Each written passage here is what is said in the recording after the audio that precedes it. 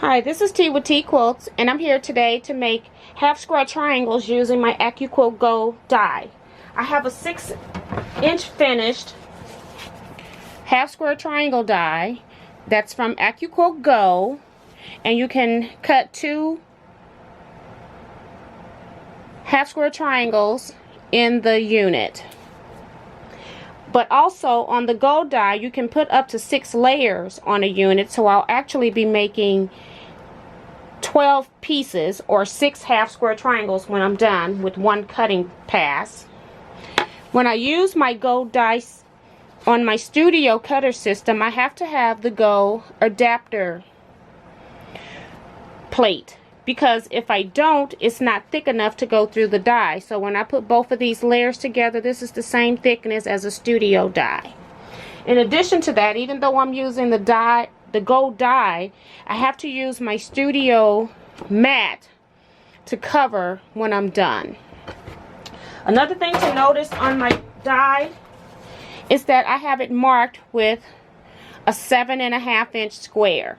So I can actually get like cut 7 1/4, and it would be sufficient as well, but I like to just go up a little bit. So what I'm going to do is cut strips of fabric that are 7 1/4 to 7.5, and because I'm cutting with a die, they don't have to be exact. So I'm just going to line up my fabric with the line on the mat.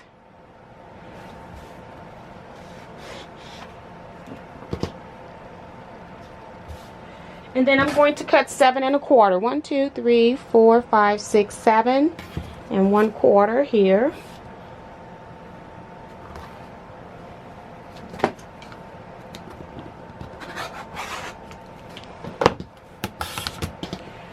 And I think I'm going to go ahead and cut one more. 1, 2, 3, 4, 6 3/4.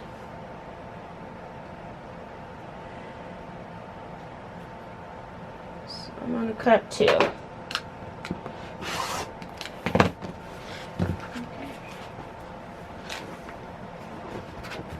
So then I've got 2 pieces that are now 7 1/4. I'm going to put those to the side, and I'm going to go ahead and cut a couple pieces of this that's 7 1/4.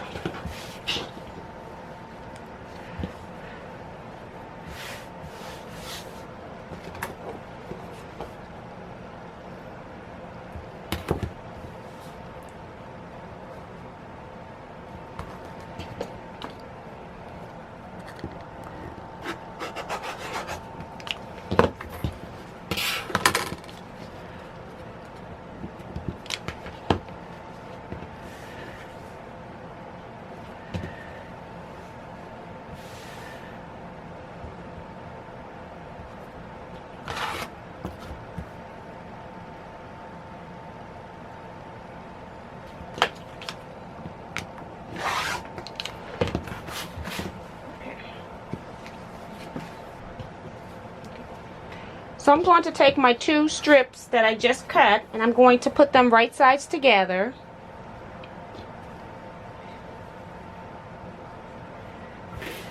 And like I said, these strips are not cut to size, but approximate, because the die is actually going to be cutting them accurately. So I take my die,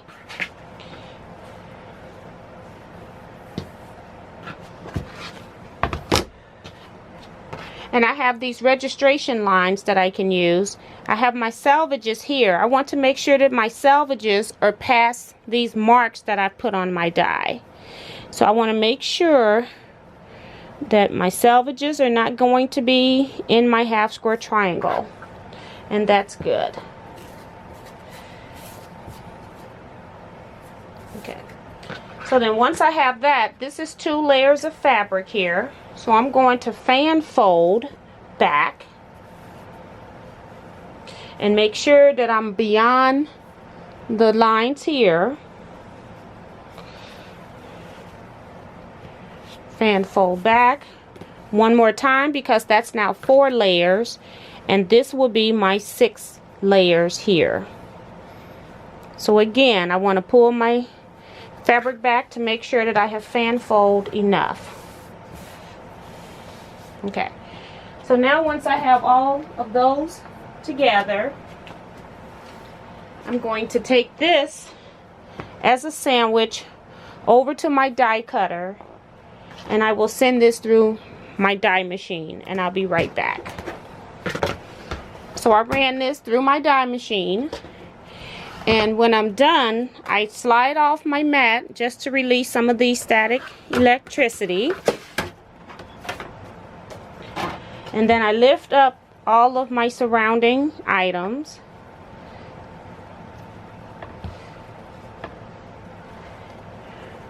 So then I will go ahead and trim these loose ends.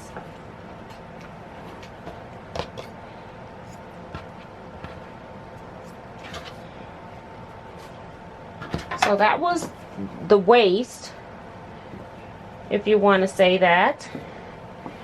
And now these are ready to be going to the sewing machine to be sewn into my half square triangles. But what's really nice is that it has already cut my tips off for me.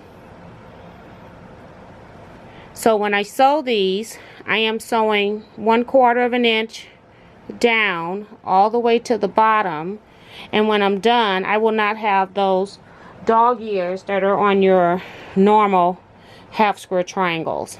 And again, I have pressed all of my seams open. So I'm at my sewing machine, and I'm just going to sew these half square triangles together.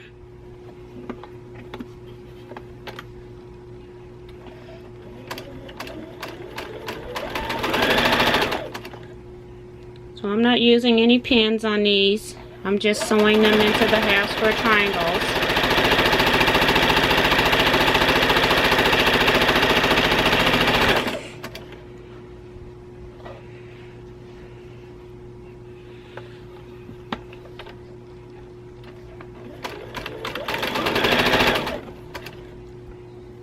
So I have 4 here, and I just wanted to show you up close how the stitching looks. So let me turn it to the other side. Maybe you can see a little bit better.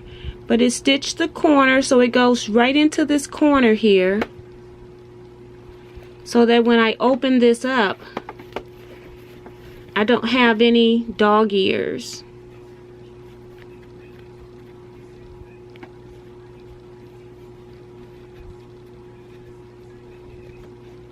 So there's my corner, and then on this side you can see where I've just pressed that seam with my fingers a little bit, that there are no dog ears to trim. That's why I like cutting my half square triangles with my die cutting system, because I don't have to worry about dog ears at all. So they line up beautifully. So I am going to sew a few more half square triangles, and then I'll come back and show you the reveal of my project and tell you where you can get more information.